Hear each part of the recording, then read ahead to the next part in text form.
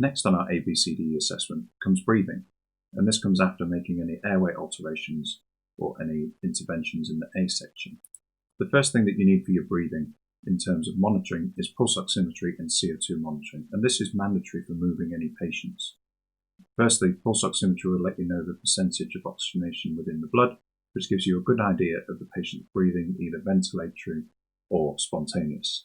CO2 monitoring is also a really good idea if your patient's intubated, as it allows you to adjust the rate or the depth of breathing to accommodate the CO2 and also ensure that it's either not too high or not too low. The next thing to consider is if your patient is adequately spontaneously breathing or if they're adequately ventilating with a mechanical ventilator.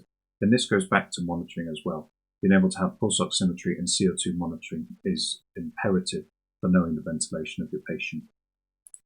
Also, when you're moving a patient, it's likely that there's going to be some environmental factors in that if you're transporting them on an ambulance or in the air, there's going to be different kinds of humidity there. So it's really important at this point to have a heat moisturize exchange filter there as well.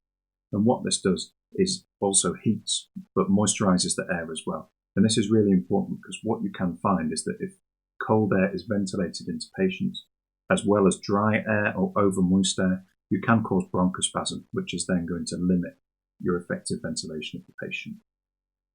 Again, going back to pre-planning, it's really important to preempt any chest drains that are needed. And it's a good idea that if the patient does have chest drains, that these are clamped prior to moving the patient and unclamped in the transport. Remember, your chest drains have got to be below the level of the heart in order to work. So it's no good storing them up on the top. They need to be on the floor or secured below the heart. Also, before we go from the ICU, we always confirm the ventilation adequacy by performing an ABG. And this can even be done in the ED before you take the patient as well, if they're on a mechanical ventilator. Don't forget, you can go back to basics here as well, and it's important to have that look, feel, and listen. Don't forget you can auscultate the patient to assess their breathing as well, and you can feel for movement of the chest as well. So you don't have to rely just on your monitors. Use your clinical examination skills as well.